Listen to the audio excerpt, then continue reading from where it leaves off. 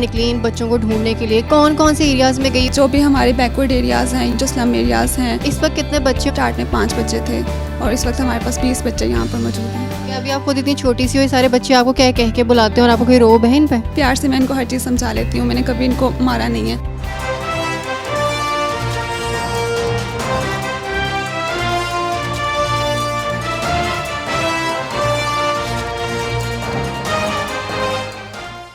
अस्सलाम वालेकुम, आप देख रहे हैं पॉलिटिकल इनसाइट। मैं हूँ वजीह नजम। आज मैं आपकी मुलाकात एक 21 साल की ऐसी लड़की से करवाने जा रही हूँ जिसने अपने घर वालों से छुप कर कुछ बच्चों की कफ़ालत की ज़िम्मेदारी ली। उन बच्चों की कफ़ालत की ज़िम्मेदारी जिनके अपने इस दुनिया से चले जाते हैं या फिर उनके अपने ही उनको ठुकरा देते हैं। उस्मा मेरे साथ मौजूद है, उससे बात करते हैं और जानते हैं कि आखिर उसकी ज़िंदगी की कहानी क्या है। उसने फाउंडेशन बनाई तो उसमें किन किन लोगों ने उसका साथ दिया और किन किन लोगों ने उसको क्रिटिसाइज़ किया। अस्सलाम वालेकुम, कैसी हैं आप? वालेकुम अस्सलाम, अल्हम्दुलिल्लाह, आप कैसी हैं? बिल्कुल ठीक हूँ। सबसे पहले मुझे बताएं, 21 साल की उम्र में जब बच्चा खुद पढ़ रहा होता है, उसके पास इतने वसाइल भी नहीं होते और उसकी अपनी ग्रूमिंग हो रही होती है, उस वक्त आपने ये जिम्मेदारी ली कि आप बच्चों की ग्रूमिंग करेंगी, तो ये क्यों सोचा आपने? एक्चुअली मैं अपनी कॉलेज लाइफ से सोशल वर्क कर रही थी। मुझे बहुत शौक था कि इस तरह की एक्टिविटीज़ में अपना रोल करूं। तो करते करते मैंने देखा कि ऐसे बहुत सारी जो कम्युनिटीज़ हैं उनकी हम हेल्प कर सकते हैं। बेसिकली मैं काम पहले किसी और कम्युनिटी के लिए करना चाहती थी, लेकिन जब मैंने देखा कि मैं उनके लिए काम नहीं कर पा रही तो तब मुझे रियलाइज़ हुआ कि एक ऑर्फन्स ऐसी कम्युनिटी है जिनके लिए हम काम कर सकते हैं और इनके लिए तो हमारे इस्लाम में भी बहुत ज़्यादा आला दर्जे की बात की गई है। तो इस वजह से मुझे ख्याल आया कि हम इनके लिए काम कर सकते हैं। तो देन मैंने स्टार्ट किया ऑर्फन किड्स के लिए काम करना। मुझे बताओ, यूनिवर्सिटी से जब बाहर निकली इन बच्चों को ढूंढने के लिए, कहाँ पे ऐसे बच्चे मिलेंगे, कौन कौन से एरियाज़ में गई और कैसे डोर टू डोर बेल बजा के लोगों से पूछा, दरवाज़ा खटका के, क्या सीन था, या पता चला कोई रिसर्च थी ऑलरेडी?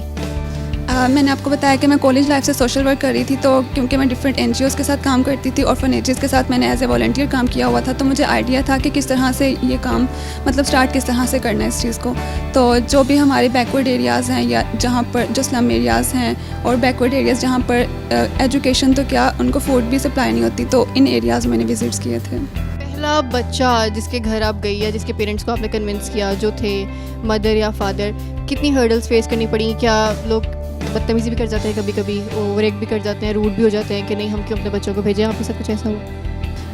मैं मदर फादर वाले बच्चों के पास तो कम ही जाती थी। जो ऑर्फन्स होते थे या जिनके मतलब फादर या मदर दोनों में से किसी एक की डेथ हुई होती थी, उनके पास जाती थी। तो फेस तो बहुत कुछ करना पड़ा। इवन वो लोग ये भी कहते थे कि आपकी तरह की लड़कियां आती हैं और शक्ल से बहुत मासूम लग रही होती हैं और अंदर से बच्चों को ले जाती हैं फिर जाके उनके गुर्दे वगैरह निकाल कर पता नहीं कहाँ कहाँ बेच देती हैं। तो मैंने उनको बहुत यकीन दिलाने की कोशिश की कि मैं इस तरह की नहीं हूँ, लेकिन फिर किस तरह से आप यकीन दिला सकते हैं किसी को? कितना टाइम लगा था कन्विंस करने में? तकरीबन 2 से 3 मंथ। और इस वक्त कितने बच्चे हैं? और जब आपने स्टार्ट किया तो पहले एकदम ही बच्चे आ गए थे, एक एक करके? नहीं, जब स्टार्ट किया था स्टार्ट में 5 बच्चे थे और इस वक्त हमारे पास 20 बच्चे यहाँ पर मौजूद हैं। 20 बच्चों की सारी तालीमी अखराजात या उनका रहना सहना, उनके कपड़े, उनकी हर चीज़, ये सब कुछ आपकी अपनी रिस्पॉन्सिबिलिटी है? जब मैंने स्टार्ट किया था तब तो मैं अकेली थी, लेकिन फिर अगस्त में मेरे फ्रेंड्स ने मेरा साथ दिया और तब से लेकर अब तक मेरे फ्रेंड्स और मेरी फैमिली मेरे साथ हैं, जो कि मुझे हर चीज़ में सपोर्ट कर रहे हैं, फाइनेंशियली भी, और हर तरह के सपोर्ट मेरे साथ मेरी फैमिली और फ्रेंड्स में है। अच्छा, मुझे बताओ, आपने कोई क्राइटेरिया रखा हुआ है कि बच्चों की उम्र इतनी होनी चाहिए या सिर्फ लड़कों को लेंगे या सिर्फ लड़कियों को लेंगे, कुछ ऐसा? मुझे स्टार्ट में किसी ने ये भी कहा था कि आप सिर्फ लड़कों को एडमिट करें, लड़कियों के लिए ना करें। तो उस टाइम पे मैंने सोचा कि अगर मैं खुद लड़की होकर ये काम कर रही हूँ तो क्यों मैं बाकी लड़कियों को पीछे छोड़ूं। तो इस वजह से यहाँ पर फीमेल लड़कियाँ भी मौजूद हैं और साथ में लड़के भी मौजूद हैं। और क्राइटेरिया हमारा ये है कि हम 0 to 7 ईयर्स के बच्चों को यहाँ पर एडमिट करते हैं, इससे बड़े बच्चों को एडमिट नहीं करते। उसके भी कुछ रीज़न्स हैं कि यहाँ पर 7 साल से बड़ा अगर बच्चा हम एडमिट करते हैं तो बच्चा बाहर से पहले बहुत कुछ सीख के आया होता है और वो फिर हमारे पहले से मौजूद जो बच्चे होते हैं उनको ख़राब कर सकता है। तो इस वजह से बड़े बच्चों को एडमिट नहीं करते। ठीक है, जब सबसे बड़ा बच्चा आपके पास 7 साल का है, वो यहाँ पे कितना अरसा रहेगा और उसके बाद उसका फ्यूचर क्या है, वो कहाँ जाएगा? अब जो एडमिशन के टाइम बच्चों की एज है वो मैंने बताया कि 7 साल से बड़ी नहीं हो सकती, लेकिन उसके बाद बच्चा यहाँ पर 18 साल तक रहेगा। 18 साल के अंदर हमारा पूरा प्लान है कि हमने बच्चों को इंडिपेंडेंट बना देना है फाइनेंशली, ताकि 18 साल के बाद वो अपना कुछ भी करना चाहें, अगर यहीं पर रह के आगे सर्विसेज देना चाहें बाकी बच्चे जो यहाँ पर मौजूद होंगे उनके लिए, या अपनी लाइफ को आगे कंटिन्यू करना चाहते हैं, जिस तरह वो करना चाहते हैं, ये टोटली उन पर डिपेंड करते हैं। ठीक है, बच्चों के एक्सपेंसेस वैसे भी बहुत ज़्यादा होते हैं, फिर 20-20 बच्चों को इकट्ठे पालना, उनकी ज़रूरियात, फिर जहाँ पे वो रह रहे हैं उसका बिल, फूड, तो लोग किस तरह से कंट्रीब्यूट करते हैं? जिस तरह हम NGOs को देखते हैं, उन्होंने अपने ग्रुप्स बनाए होते हैं, बाहर के लोग भी डोनेशंस भेजते हैं, आप भी कुछ ऐसा करती हैं? नहीं, बाहर के लोग इस तरह से हमारी कोई डोनेशन नहीं होती। फ़िलहाल हमारा फैमिली सर्कल है, फैमिली और फ्रेंड सर्कल। मेरी फैमिली, मेरे फ्रेंड्स और फ्रेंड्स की फैमिलीज़, और जो मेरी पूरी टीम है वो मेरे फ्रेंड्स ही हैं। अपने फ्रेंड्स को अपनी टीम में बनाया हुआ है, तो हम सभी जो है मिलकर इसको मैनेज कर लेते हैं। अच्छा, आप पर्सनली खुद किस तरह से टाइम देती हैं? अभी आप खुद भी पढ़ रही हैं यूनिवर्सिटी में, तो आप किस तरह से मैनेज करती हैं अपनी पर्सनल लाइफ भी और ये भी? मैंने जब इसको स्टार्ट किया था तो मैंने अपनी यूनिवर्सिटी को, क्योंकि बंक करती थी क्लासेस, बंक करके सब कुछ करती थी, तो मेरा सेमेस्टर वेस्ट हो गया था, तो मैंने फिर उसको फ्रीज़ करा दिया था। और फिर उसके बाद मैंने दोबारा, अब जब हर चीज़ मैनेज हो चुकी हुई है, हर चीज़ मतलब स्टाफ हायर किया हुआ है कुछ, तो अब मैंने दोबारा से कंटिन्यू किया इसको। अच्छा, आपने बताया था कि आप अपने घर वालों से छुप के और सबसे छुप के आपने ये काम शुरू किया था। कितने अर्से बाद घर वालों को पता चला था और शुरू में पहले क्यों नहीं बताया उनको? मैंने उनको बताया था, लेकिन आई थिंक मैं उनको उस टाइम पे कन्विंस नहीं कर पाई थी। मैंने बताया इस तरह से था कि मैं इस तरह से कुछ करना चाहती हूँ, लेकिन उस टाइम पे मुझे ये कहा गया था कि ये बहुत मुश्किल काम है, बहुत बड़ी ज़िम्मेदारी है, और आई थिंक वो मुझे इस काबिल ही नहीं समझते थे, क्योंकि मैं बहुत सेंसिटिव बच्ची थी, और इस तरह के मामलात में तो आपको पता है कि बहुत चीज़ें फेस करनी पड़ती हैं। तो मैं उनको कन्विंस नहीं कर पाई थी, इस वजह से मुझे फिर चुप कर करना पड़ा, क्योंकि उस टाइम पे मेरा पैशन एक पीक पे था, और मुझे लगता था कि मैं अगर अभी नहीं कर पाई तो कभी भी नहीं होगा। बस ज़िंदगी के कुछ साल रह गए हैं, फिर कभी भी नहीं होगा मेरे से, तो मुझे अभी के अभी करना है। तो डेट्स वाई मैंने उनसे फिर छुप कर स्टार्ट किया था, और उनको बताया था तकरीबन 2-3 मंथ्स के बाद। जब उनको पता चला तो उनका क्या रिएक्शन था? थोड़ी डांट पड़ी कि तुमने इतनी बड़ी रिस्पॉन्सिबिलिटी ले लिया, या दे फेल्ट वेरी प्राउड उस टाइम पर? नहीं, जब बताया था तब बिल्कुल भी डांट नहीं पड़ी, तब उनको प्राउड फील हुआ था। लेकिन फिर वक्त गुजरने के साथ साथ थोड़ा टाइम जब गुजरा तो उनको फील हुआ कि बहुत बड़ी ज़िम्मेदारी है। लेकिन उस टाइम पे काफ़ी हर्डल्स भी आई हर तरफ से, लेकिन फिर कुछ मंथ्स के बाद वो भी मैनेज हो गया, और अब मेरी सबसे बड़ी सपोर्ट मेरी फैमिली है। तो ठीक है, मुझे बताओ, जो यहाँ पे बच्चे रहते हैं, कोई उनके रिलेटिव्स कोई भी उनसे यहाँ पे मिलने आता है, या ये लोग मिलने जाते हैं उनसे? यहाँ पर जो सिंगल ऑर्फन्स हैं वो तो अपनी मदर्स के पास साल में 1-2 बार मिलने के लिए जाते हैं, क्योंकि वो खुद अगर शादी कर चुकी हैं आगे, तो फिर ज़ाहिरी बात है कि इस तरह नहीं हो सकता मैनेज। तो बाकी भी जो बच्चे हैं तो हम कोशिश करते हैं कि उनके गार्डियन से उनको साल में 1 बार या 2 बार लाजमी मिलाया जाए, ताकि वो जिस एरिया से आए हैं, जिस कम्युनिटी से आए हैं, वो उसको भी याद रखें कि हम कहाँ से बिलोंग करते हैं। अभी आप खुद इतनी छोटी सी हो, ये सारे बच्चे आपको कह के बुलाते हैं, और आपको कोई रोब है इन पर?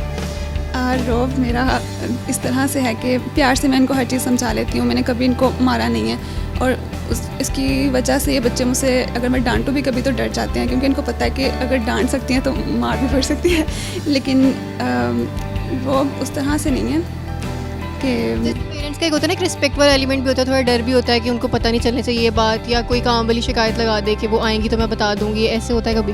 नहीं, उनका मेरे साथ बहुत फ्रेंडली बिहेवियर है, और मतलब मेरे साथ, मैं उनकी दोस्त बन के रहती हूँ, ताकि वो मेरे साथ हर चीज़ शेयर करें बजाय किसी और के करने से। क्या क्या बुलाते हैं आपको? उज़्मा आपी या बाजी, या क्या कहते हैं?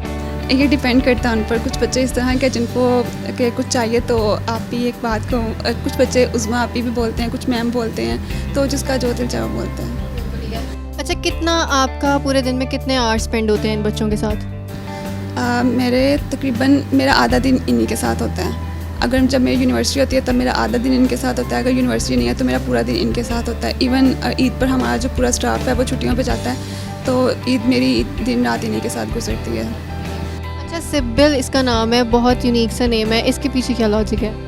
सिबिल एक टर्किश वर्ड है जिसका मतलब है रेन ड्रॉप, यानी बारिश का कतरा। तो मैं कहती हूँ कि हमारी टीम में जो भी हमारे साथ जितने भी लोग जुड़ रहे हैं वो सब बारिश के कतरे हैं, यानी हम लोग एक ऐसी बारिश बनना चाहते हैं जो कि रहमत बनकर ऐसे जो वल्नरेबल जो हैं इनके ऊपर बरसें, रहमत की बारिश बनकर। फ्यूचर में आपको कोई प्लान है इसको एक्सपेंड करने का, या बच्चों की जो रेशियो है उसको इंक्रीज़ करने का, कुछ ऐसे? बिल्कुल प्लान है। ऐसे बहुत सारे लोग हैं और ऐसे बहुत सारे बच्चे हैं जिनको हमारी ज़रूरत है, तो हम उनको फैसिलिटेट नहीं कर पा रहे क्योंकि हमारे पास रिसोर्सेज कम है। तो प्लान है इसको इंशाल्लाह आगे एक्सपेंड करने का भी, अल्लाह ताला हमारी मदद करें। देखने वालों को कोई पैगाम देना चाहो? मैं सबसे ये कहना चाहूँगी कि अगर यहाँ पर हमारे पास 10 बच्चे हैं, 20 बच्चे हैं, तो यहाँ पर आपके आसपास ऐसे बहुत सारे बच्चे भी होंगे, ऐसे लोग भी होंगे जिनको आपकी ज़रूरत है। तो आप अपने इर्द गिर्द ऐसे लोगों को ज़रूर देखें, और बहुत ज़्यादा नहीं, थोड़ी सी अपनी कोशिश से किसी की मदद ज़रूर करें, यानी अपने हिस्से की शम्मा ज़रूर जलाते जाएँ इस दुनिया से। अगर किसी ने आप लोगों को अप्रोच करना हो या हेल्प करनी हो इन बच्चों की, तो क्या वो कर सकते हैं, और उसका क्या क्राइटेरिया होगा, किस तरह से आप लोगों को अप्रोच किया जा सकता है? बिल्कुल, हमारे सोशल मीडिया पेजेस भी हैं सिबिल वेलफेयर ऑफिशियल के नाम से। उसके अलावा हमारी वेबसाइट है www.sibilwelfare.org, तो वहाँ पर हमें अप्रोच कर सकते हैं।